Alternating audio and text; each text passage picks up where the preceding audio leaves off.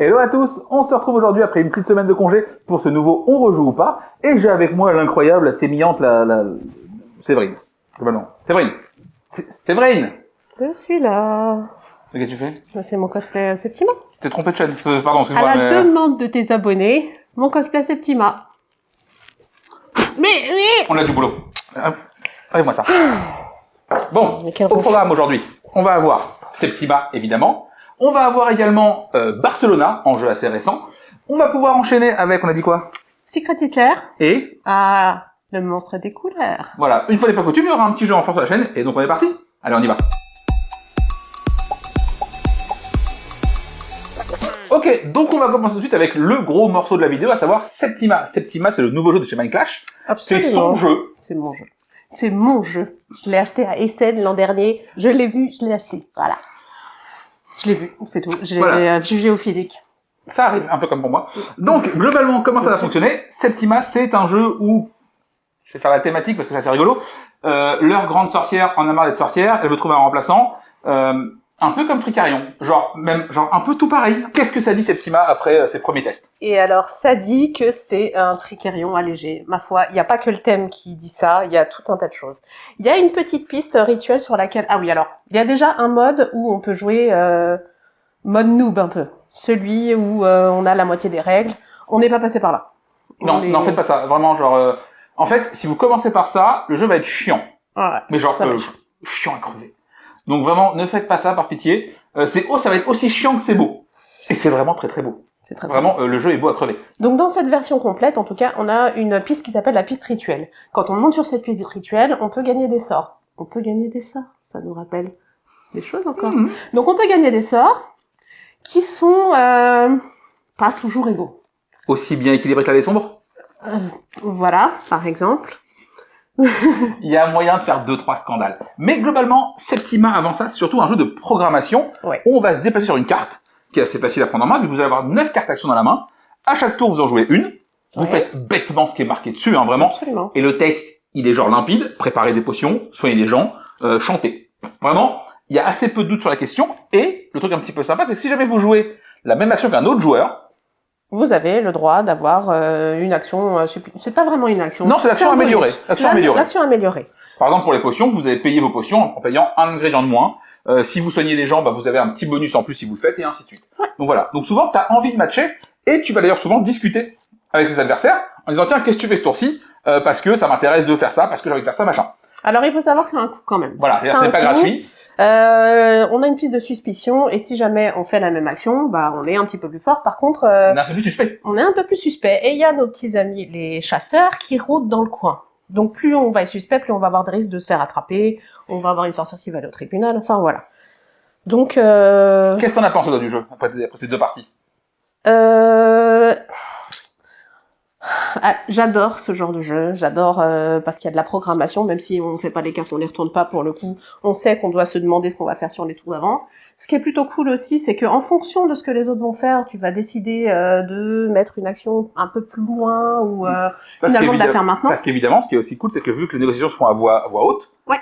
Toi t'es là genre, je vais être plus malin que vous. Ça te dit pas de venir plaider avec moi Ouais, tiens, va plaider seul finalement. Du coup, comme ça, alors, en plus, pour monter cette piste sur cette piste de rituel, il faut qu'on fasse la même action, ça matche avec le symbole. Et voilà. On a envie que les gens nous aident à monter sur cette piste rituelle. Et globalement, plus t'es haut, mieux c'est. C'est une piste qui va donner pas mal de bonus. Les cartes, on l'a dit, sont un peu craquées. Ça fait 2 parties que je fais. Il y en a une, quand je la vois, je veux cette carte. Il y en a même plusieurs, mais parce que vraiment, c'est Clown Fiesta. Il y a aussi dans ce jeu le côté un peu plus accessible aussi que Tricarion. Pour du Minecraft, c'est carrément plus accessible. Ouais, pour du Minecraft, on est bien genre un gros cran en dessous. Ouais. Pour moi, en termes de difficulté, on est sur du Narak, Iki. Oui, c'est un peu cette difficulté-là. Après, il y a aussi, c'est toujours pareil avec Minecraft souvent, c'est que c'est porté par le thème. C'est-à-dire que tu comprends l'intérêt d'aller récolter des petits ingrédients pour aller faire tes potions, pour aller soigner tes malades. En plus, t'es content, tu montes sur des pistes. Il y a quelque chose d'assez logique dans la façon dont on va faire les ordres et dont on va les résoudre. On va résoudre les actions, pardon. Absolument. Et effectivement, voilà. Donc, et pareil, à expliquer. En vrai, j'ai mis peut-être 15 minutes pour expliquer ça à Max. La lecture des règles, c'était un peu long. Voilà. On est vraiment sur un jeu qui est initié plus expert, mais c'est pas de l'expert qui tâche, clairement pas. Et du coup, je pense que c'est ce qui peut faire sa valeur au sens où il sortira plus facilement. il sortira plus facilement, pas avec le même public. Et non, clairement pas. Et par contre, Mindclash a encore fait, Game 13 a encore fait un taf de bâtard. Game 13 a fait un taf de fou furieux. Ça. Voilà. Donc, comme on dit chez moi, plan B, prends des notes, s'il te plaît. Hein, c'est comme ça qu'on fait un insert. Ça, c'est bien. Oups. Oui, par contre, il retient pas les pièces quand elles sont mises à l'envers. Oui, non, c'est parce que du coup, c'est tellement bien fait que ça se pose comme ça dans la boîte, du coup. C'est pas ce que c'est bien, c'est pas pour rien, toi. Voilà. Donc, ben ouais, Game 13 a fait un taf de taré. Le jeu s'installe en vraiment 7 minutes. Ouais, c'était hyper rapide. Tu sens qu'ils ont plus bossé l'install que Voidfall, vraiment, hein, sur le projet. Mais voilà, donc le jeu sort facilement, le jeu sort tout public, ça se joue vite, ça se... Alors excuse-moi, du coup, je vais modérer tes propos. Il sort facilement pour nous. Oui. Pour nous, il sort facilement. Bah, en même temps, regarde, on y a joué avec Max et Caro qui jouent jamais, à des jeux un peu énervés. Max était un peu... Bah, ils étaient pas bons, mais ils ont compris. Ah oui. Eh oui. Oui, ils ont compris. Donc ça, il y a eu pas de souci de compréhension. Ils ont pas bien joué. Par contre, ce qu'on s'est dit plusieurs fois, c'est que à quel moment des gens comme eux vont acheter ce jeu qui coûte le prix qu'il coûte avec ce matériel. Déjà, en fait, le matériel comme ça, on a beaucoup. Quand on a déballé le matériel, ils nous ont regardé genre, j'ai sûr là. T'inquiète, ça va bien se passer, c'est hyper bien fait. Mais oui, là clairement, le vendeur en bois en boutique te dit genre, tiens, à qui je vends ça? Et vraiment, ça va être un problème parce que t'es sur un jeu coûteux, il va coûter entre 60 et 80 balles, je crois, plus une extension qui vaut 20 balles, et globalement. T'es quand même sur un jeu, sur un tarif et sur un matos et sur un bordel absolu qui est quand même très expert. Qui sont prêts à mettre ce prix-là. Oh, par contre, des Narak, il y en a eu quand même pas mal de 60 balles. 60 balles. Ouais. Enfin, il y a quand même 40. Oui. J'entends que aujourd'hui il y a ce public qui existe. Absolument, le public initié existe. Mais Dune, c'est 60 € aussi. Oui, mais il y a... Et alors, on connaît plein de gens qui ont Dune quand même. Oui. Mais ma question... C'est pas pour autant que ça va pas se vendre. Non, mais ça va peut-être être plus difficile à vendre que prévu, je pense. Même si le jeu est accessible, je pense que la cible est pas si simple. Voilà. Et en plus, Narak et Dune, même Iki, n'ont pas eu Kickstarter. Ah oui. Là, ceux qui l'ont vu l'ont déjà pris un Kickstarter souvent. Du coup, ça complique un peu. C'est un peu une chienlit en vrai. À vendre, je pense, c'est une galère. On va essayer l'homme parce que je l'aime bien. Il est quand même vraiment très beau. Ça, c'est bien. Il est très beau. Mais, bon, est-ce que tu veux y rejouer? Ouais, je vais y rejouer. On en a fait 2 en 2 jours. Parce qu'a priori, ça va. On va y rejouer. On va y rejouer combien? On va y rejouer à 4. À 4? On va y rejouer à 4 parce que là, t'étais chaud pour me lancer sur une autre partie. Je me suis dit, en fait, j'ai peur que si on y joue trop souvent, tout de suite on sache, tu vois. Alors pas qu'on arrive à les résoudre parce qu'il y a toujours des choses qui ne nous appartiendront pas. Par contre, on sait que au premier tour, on va connecter. Personne se pose la question. Au premier tour, on va connecter. Moi, j'ai envie de me poncer un peu parce que j'ai l'impression, mais c'est qu'une impression évidemment après 2 parties, qu'il y a des trucs complètement cassés dans le jeu. Oui. Mon feeling, il me dit. Il y a des moments, ça va partir en couille. Ouais, mais du coup. Mais alors, bien solidement. C'est aussi à cause de ça que j'ai pas envie de trop y jouer, tu vois. Ouais. C'est de dire, en fait, je veux vraiment garder ce petit plaisir-là à jouer à ce jeu-là. Et en fait, j'y jouerai jamais avec des gens qui jouent à des jeux experts parce que. Bon, pourquoi justement, ça, je pense que ça va être résolu. Enfin, résolu. Toute proportion gardée, hein, parce qu'il y a toujours des choses, on sait pas quels sorts vont sortir. Par contre, si t'arrives à matcher ta petite sorcière, là, qui te fait monter sur n'importe quelle piste quand tu soignes quelqu'un, que t'as ton sort qui te fait soigner un 4e patient et tout, tu vois? Ouais, ils ont pas aimé faire le combo, t'as pas aimé. Non, on n'a pas aimé, mais par contre, c'était cool. Voilà. Donc, ouais, pareil. Moi, pour l'instant, on est encore sur un 5 parce que voilà, je veux creuser et j'ai envie de casser le jeu. Bah, tu vois, moi, j'y rejouerai, mais pas souvent avec toi. J'y rejouerai avec Caro. Salut. Bah non, mais on pourra jouer à Tricerion, tu sais. Ah, c'est cool. Tricerion reste le premier dans mon cœur. Excuse-moi. Ok, donc voilà. Donc, fin de la revue sur Septima. Et je propose tout de suite d'attaquer maintenant, Secret Hitler. Ouais, je choisis l'ordre des trucs comme j'ai envie, c'est mon droit, c'est ma chaîne, tout ce que je veux. Prochain jeu, Secret Hitler. Restez parmi nous. Ça n'a rien à voir avec des choses qu'on pourrait vous reprocher pour la loi. Alors, Secret Hitler, vraiment, c'est un jeu à rôle caché, où d'un côté, on a les gens qui veulent faire élire Hitler pour gagner, hein, tout ça, bisous bisous, et de l'autre côté, les gens qui veulent buter Hitler. Facile. Sauf que, il y a 2 trucs importants. Ah, avant de continuer, important, si le thème vous dérange, ce que je peux entendre, même si bon, on s'en fout, il existe des versions print and play de Secret Palpatine et Secret Voldemort. Si vous préférez jouer à un mec qui a pas de moustache mais pas de nez, ça marche aussi. Voilà, c'est le seul petit truc.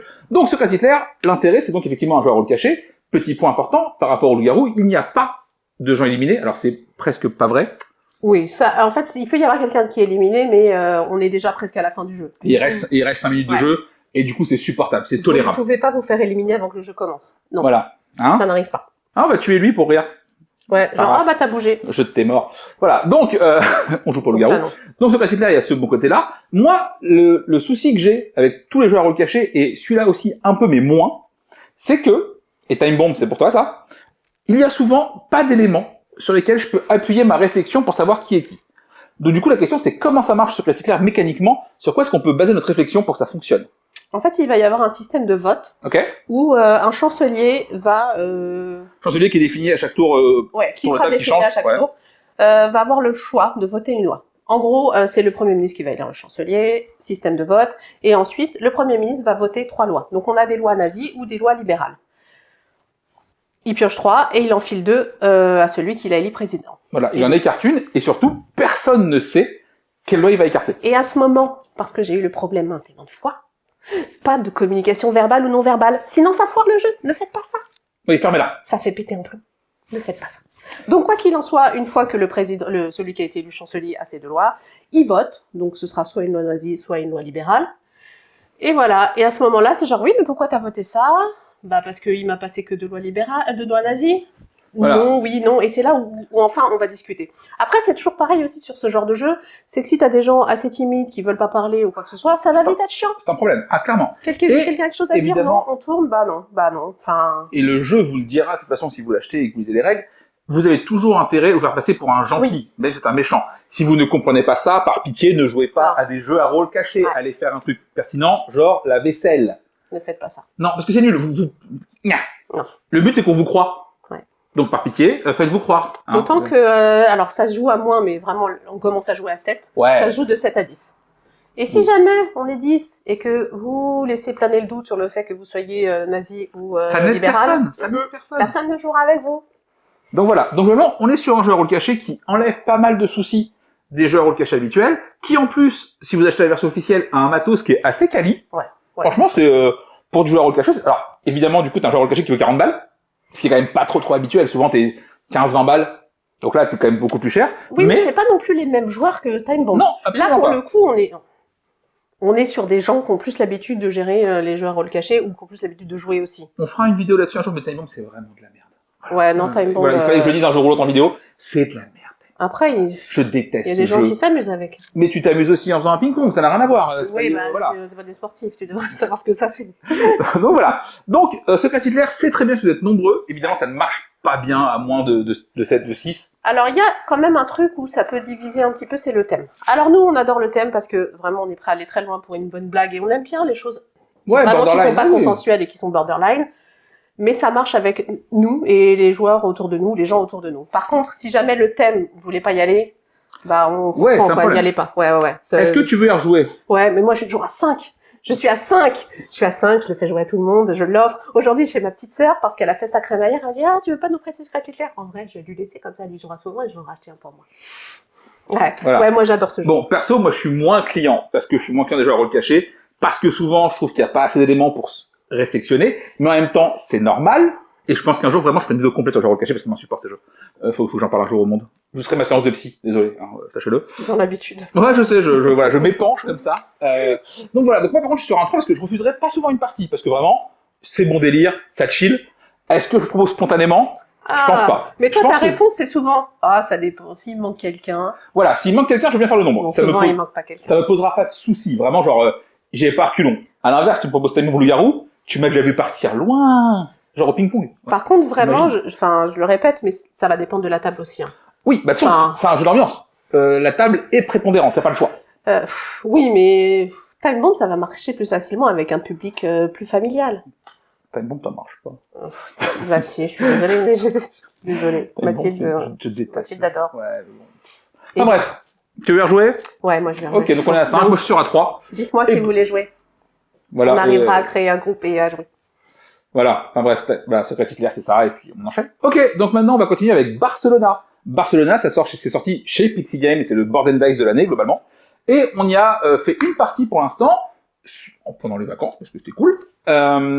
Barcelona, l'originalité mécanique, c'est de la pose d'ouvrier, globalement. Et surtout, c'est de la salade de points à plus savoir qu'en foutre. C'est-à-dire que vous faites n'importe quoi, vous allez pisser, vous marquez 3 points. Dans le jeu, en fait, un café, c'est 4 points. Et le twist du jeu qui est rigolo, c'est qu'en fait, vous avez posé votre bonhomme d'action, enfin, vos bonhommes d'action sur une jointure, une jonction. En fait, la carte, c'est la ville de Barcelone. Ouais, il y avait un indice dans le titre. Et du coup, Barcelona. T'es pas bête, toi. Ouais. Je suis pas moitié d'un con. Hein. Oh. Et du coup, vous allez faire l'action qui se trouve à la jonction des points. Un carrefour, ça s'appelle un carrefour pour les gens qui conduisent. Mais je suis piéton, du coup, voilà, globalement, vous voyez. Enfin, pour les autres. Mais... Et c'est assez malin, sauf que... Eh ben, figure-toi qu'on a joué il y a combien de temps de ça? 2 semaines? Une semaine? Je sais pas. Vraiment, voilà. Exactement, c'est ça. C'est exactement ce que j'allais dire. Ouais. Voilà. En fait, sur le coup, j'étais chaud pour y rejouer, genre, attends, on peut réessayer et tout, puis on n'a pas eu l'occasion d'y rejouer. On a fait d'autres choses. Et puis, Yoel m'a proposé hier soir quand même, genre, allez, on fait la vidéo demain. Bah. C'est bien qu'on y rejoue, ouais, flemme. Je sais pas, on verra. T'as envie d'y jouer, toi? Bah, moyen. Voilà. Et en fait, il y a rien de...